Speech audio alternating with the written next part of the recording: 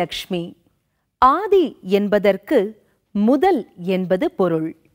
திருப்பார்கடலை தேவர்களும் அசுரர்களும் கடைந்த போது தோன்றிய முதல் லக்ஷ்மியே ஆதிலக்ஷ்மி.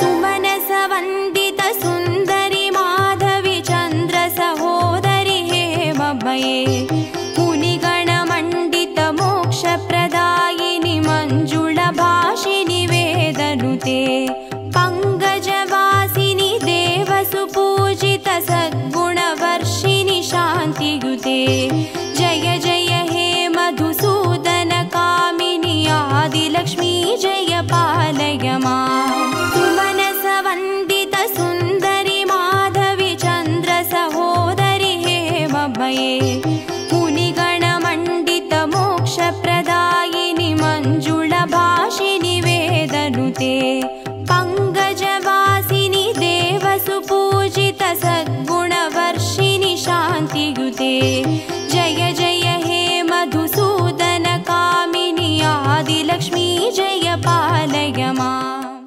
தானியலக்ஷ்மி. தானிய வளங்களை அருள்பவள் தானியலக்ஷ்மி. இவளுக்கு அன்னலக்ஷ்மி என்ற பெயரும் உண்டு.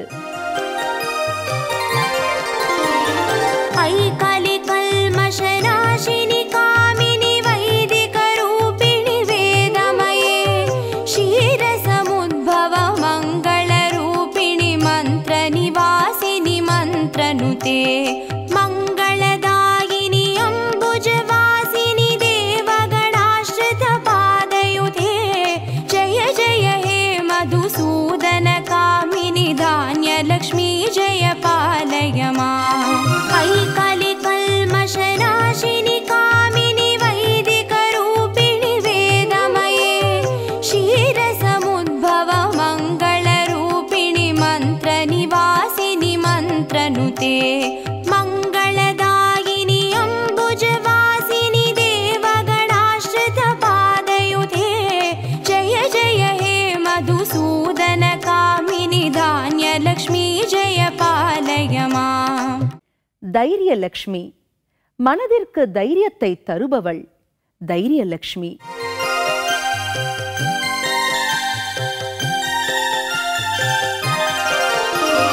जय वरवर्णिनि वैष्णवी भार्गवी मन्त्रस्वरूपिणि मन्त्रमये सुरगण पूजित शीघ्रफलप्रद ज्ञान विकासिनि शास्त्रनुते भवभयहारिणि पाप विमोचनि साधुजनाश्रित पादयुते जय जय हे मधुसूदन कामिनि धैर्यलक्ष्मी जय पालय माम्.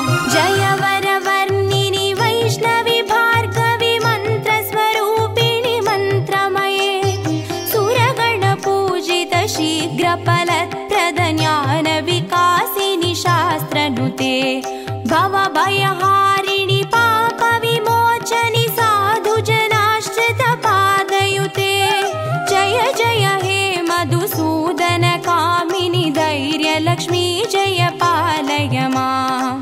சந்தானலக்ஷ்மி. சந்தானம் என்பதற்கு குழந்தை என்று பொருள். குழந்தை வரத்தை அளிப்பதனால் இவளுக்கு சந்தானலக்ஷ்மி என்று பெயர் வந்தது. ஐககவாகினி மோகினி சக்ரிணி ராகவிவர்த்தினி ஞானமயே குணகணவாரிதி லோகஹிதைஷினி ஸ்வரசப்தபூஷித கானனுதே सकल सुरासुर देव मुनीश्वर मानव वन्दित पादयुते जय जय हे मधुसूदन कामिनि संतान लक्ष्मी जय पालय माम्. ऐकगवाहिनि मोगिनि चक्रिणि रागविवर्धिनि ज्ञानमये गुणगणवारिधि लोकहितैषिणि स्वरसप्तभूषित गाननुते सकल सुरासुर देव मुनीश्वर मानव वन्दित पादयुते जय जय हे मधुसूदन कामिनि संतान लक्ष्मी जय पालय माम्. விஜயலக்ஷ்மி. விஜயம் என்பதற்கு வெற்றி என்று பொருள். வெற்றியை அருள்பவள் விஜயலட்சுமி. जय कमलासिनि सद्गतिदायिनि ज्ञान विकासिनि गानमये अनुदिनमर्चित कुङ्कुमधूसर भूषित वासितवाद्यनुते कनकधारास्तुति वैभववन्दित शङ्कर देशिकमान्यपते जय जय हे मधुसूदन कामिनि विजयलक्ष्मी जय पालय माम्. जय कमलासिनि सद्गतिदायिनि ज्ञान विकासिनि गानमये अनुदिनमर्चित कुङ्कुमधूसर भूषित वासितवाद्यनुते कनकधारास्तुति वैभववन्दित शङ्कर देशिकमान्यपते जय जय हे मधुसूदन कामिनि विजयलक्ष्मी जय पालय माम्. வித்யாலட்சுமி. வித்தை என்பதற்கு இங்கு கல்வி என்று பொருள். கல்விச் செல்வத்தை வழங்குவதால் இவளுக்கு வித்யாலட்சுமி என்று பெயர்.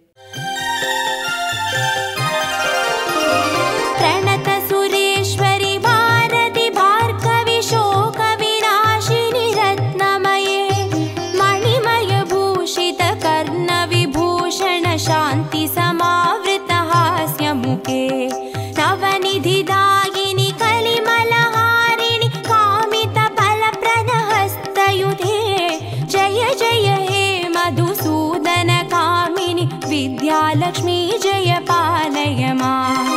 प्रणत सुरेश्वरि भारति भार्गवि शोक विनाशिनि रत्नमये मणिमय भूषित कर्ण विभूषण शान्ति समावृत हास्यमुखे नवनिधिदायिनि कलिमलहारिणि कामित फलप्रद हस्तयुधे जय जय हे मधुसूदन कामिनि विद्यालक्ष्मी जय पालय माम्.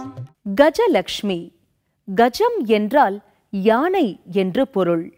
இருபுறமும் யானைகள் கலசம் ஏந்தி திருமஞ்சனம் செய்வது போல் அமர்ந்திருப்பதால் கஜலட்சுமி என்ற பெயர் அமைந்தது.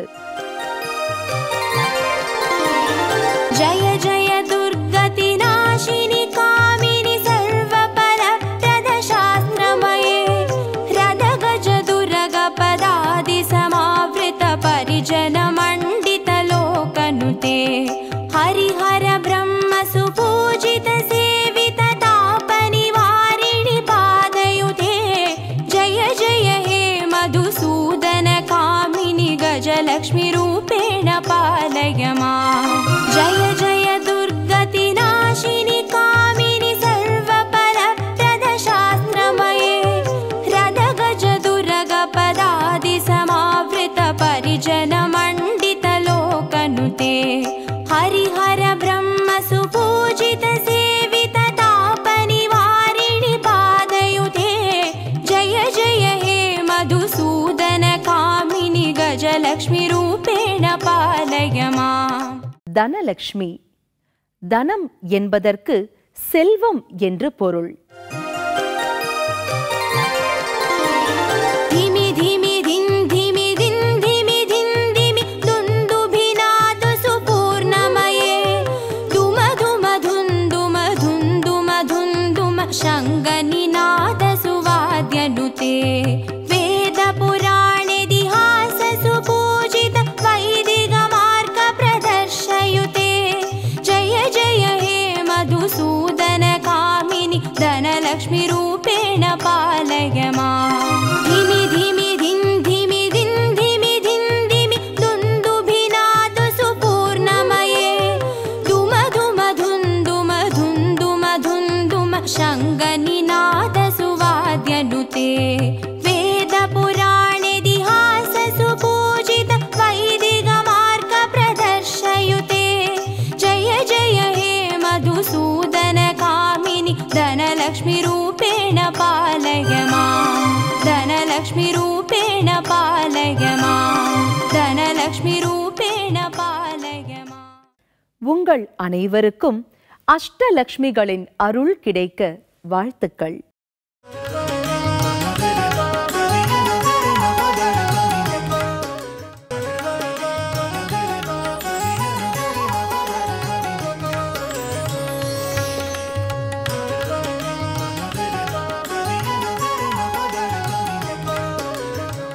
வணக்கம். இந்த இனிய காலை பொழுது உங்கள் இல்லங்களிலும் உள்ளங்களிலும் மகிழ்ச்சியை தென்றலாய் வீசச் செய்யட்டும். முதலில் நாம் கேட்கவிருப்பது ஆன்மீக விடியல்.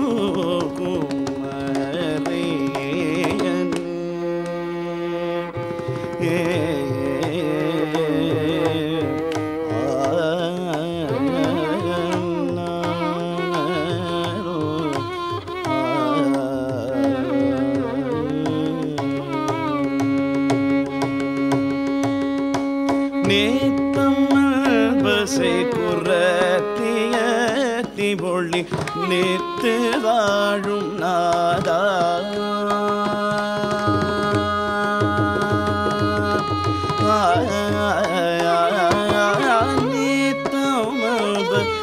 குரத்திய திவொழி நீத்தி வாழும் நாதா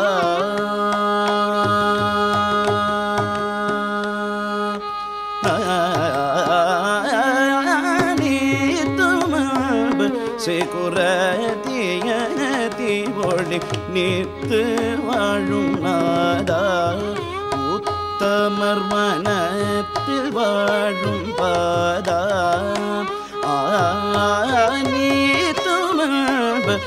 குரத்திய திவொழி நீத்து வாழும் நாதா உத்தமர் மனத்தில் வாழும் பாதா போத மூது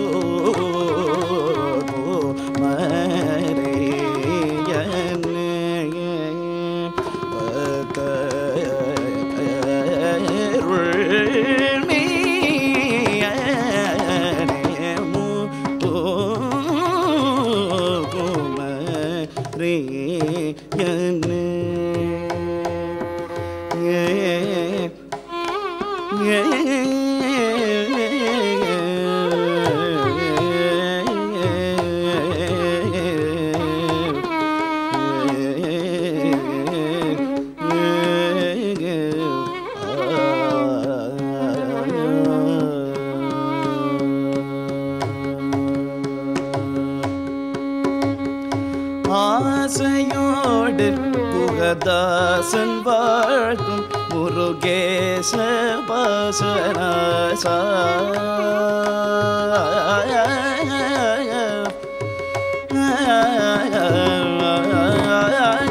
ஆசையோடு குகதா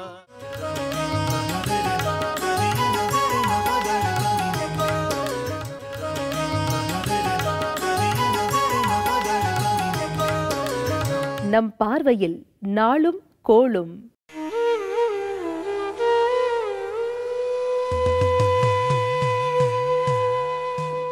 எட்டு 6/2014 ஜூன் மாதம் ஞாயிற்றுக்கிழமை, ஜெய வருடம் வைகாசி மாதம் 25ஆம் தேதி, ஷஃபான் 9ஆம் தேதி.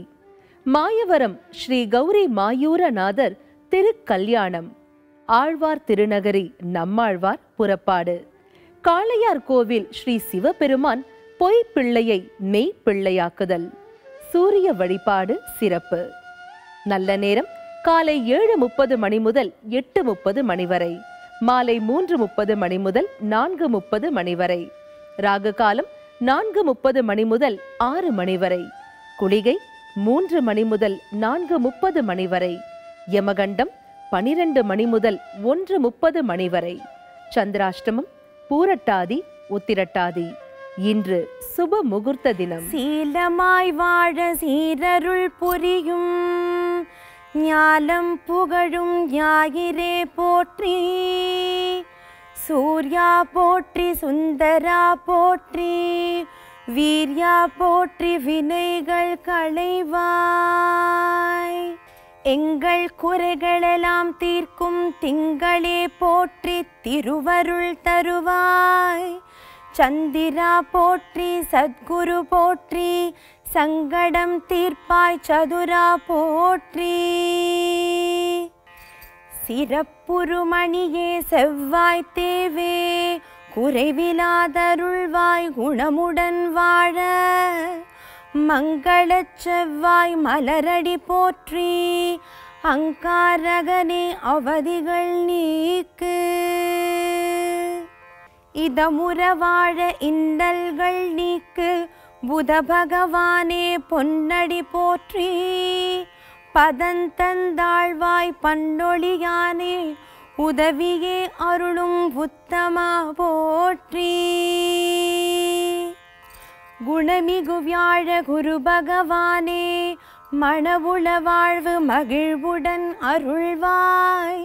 பிரகஸ்பதி வியாழ பரகுரு நேசா, கிரகதோஷமின்றி கடாட்சித்தருள்வாய். சுக்ரமூர்த்தி சுகமிகு ஈவாய், வக்ரமின்றி வரமிகு தருவாய்.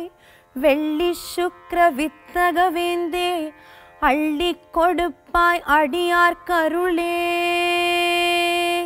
சங்கடம் தீர்க்கும் சனி பகவானே, மங்களம் பொங்க மனம் வைத்தருள்வாய்.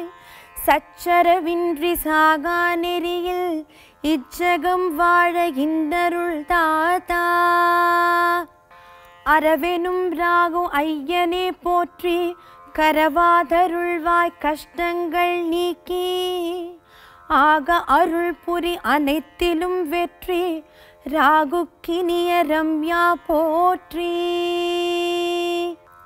கேது தேவே கீர்த்தி திருவே, பாதம் போற்றி பாவம் தீர்ப்பாய். வாதம் வம்பு வழக்குகள் இன்றி, கேது தேவே கேண்மையாய் ரக்ஷி.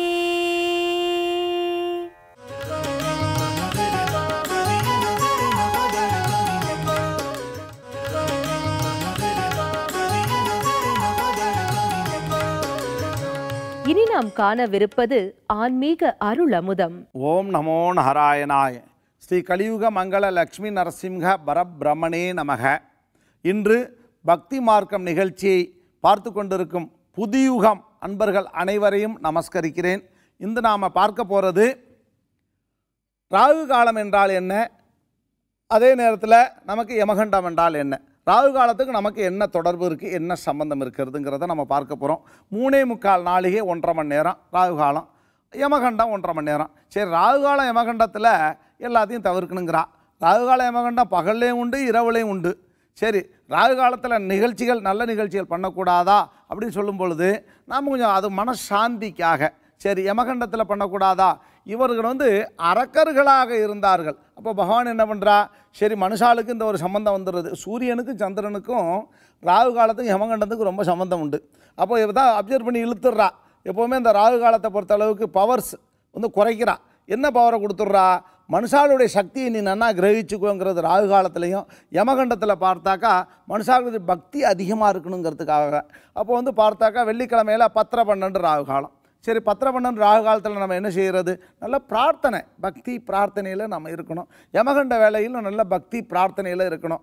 அப்போ ராகுகாலம் யமகண்டம் நமக்கு நன்மை செய்யுமே தவிர, நல்ல அனுபவத்தை தருமே தவிர, நமக்கு அது கெடுதல் செய்யக்கூடிய நிலை இல்லை. அப்போது ராகுகாலம் யமகண்டத்தை பற்றி நாம் எப்போவுமே பயப்படக்கூடாது. இப்போ திருமோகூரில் பகவான் அமுது படைக்கிறச்ச அரக்கர்கள் உட்காந்து அதில் கொஞ்சம் அமுதை சாப்பிட்டுடுறா. அப்போ சிரச்சேதமாகி தான் ராகு காலமாகவும் யமகண்டமாக அப்போயும் அவளுக்கு அது வர அடிச்சு போகிறது. அப்போ இது என்னென்னு கேட்டால், பகவான் சூரியனும் சந்திரனும் தான் அவளை காட்டி கொடுத்துட்றா.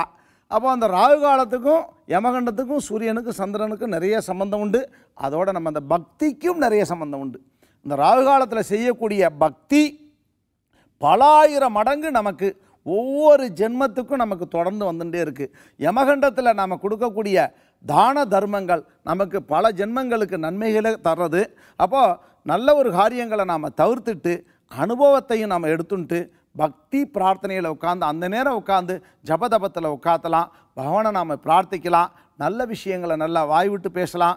அந்த ராகுகாலம் யமகண்டத்தில் சரி ஆபீஸில் வேலை பண்ணுறோமே, நம்ம அந்த நேரம் என்ன செய்கிறதுனா நல்ல விஷயங்களை தான் நாம் பேசணுமே தவிர தகாத விஷயங்களை நாம் தவிர்த்துடணும். அதை அவசியம் எல்லோரும் கடைபிடிக்கணும். இந்த ராகுகாலம் யமகண்டத்தில் பார்த்தாக்கா உஷ்ணம் கொஞ்சம் அதிகமாக இருக்கும், கோபம் கொஞ்சம் ஜாஸ்தியாக வரும். ஒரு மேலதிகாரி 2 திருட்டு போடுவா. அந்த நேரம் பார்த்தா சரி இப்போ ராகுகாலம் நடக்கிறது, சரி சரி நம்ம வாயை மூடிக்கணும், சரி சார் நல்லா இன்னும் 2 பேசிட்டோம் அப்படின்னு சொல்லி நம்ம அமைதியாக இருந்துட்டோன்னா பொறுத்தார் பூமி ஆழ்வார். அந்த பொறுமையாக இருக்கிறச்ச இந்த ராகுகாலம் 1.5 மணி நேரம் போகிறதுன்னு தெரியாது. அந்த நேரத்தில் தான் நமக்கு நிறைய அனுபவங்களை பகவான் கொடுத்துட்டு போவார். அப்போது ராகுகாலம் நமக்கு நன்மை செய்யுமே தவிர பக்தி மார்க்கத்தில் கொண்டு போகுமே தவிர கெடுதல் செய்யாது. அதே போல் யமகண்டமும் அப்படி தான்.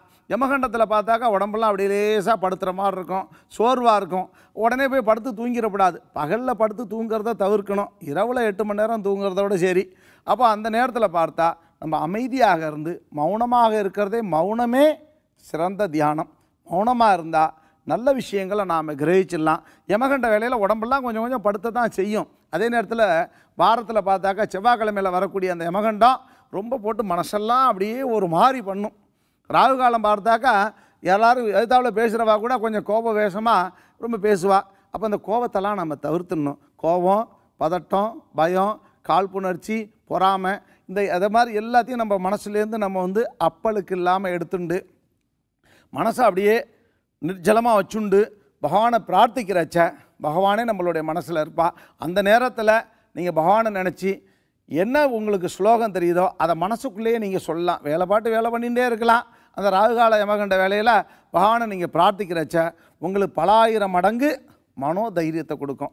இப்போ அந்த உறுதியான வைராக்கியங்கிறது எண்ணமும் செயலும் சேர்ந்து தன்னம்பிக்கையும் உறுதியும் சேர்றது தான் வைராக்கியம். அந்த வைராக்கியமான நிலைகளை கொடுக்கறது இந்த ராகுகாலமும் யமகண்டமும்.